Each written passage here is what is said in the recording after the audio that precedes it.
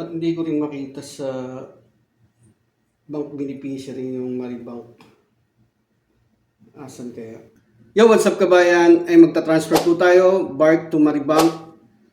Kaso ang problema, hindi natin makita yung Maribank sa bank beneficiary name sa Bark. Katulad nangyari kay kabayan, kuya, paano po mag-send sa Maribank account? Hindi ko makita sa Bark.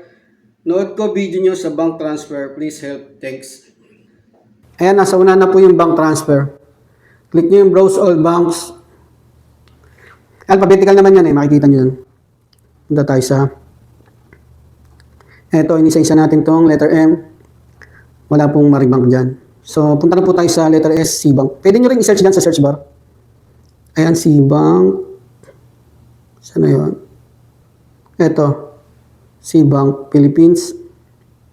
Lagyan nyo na ng details yan.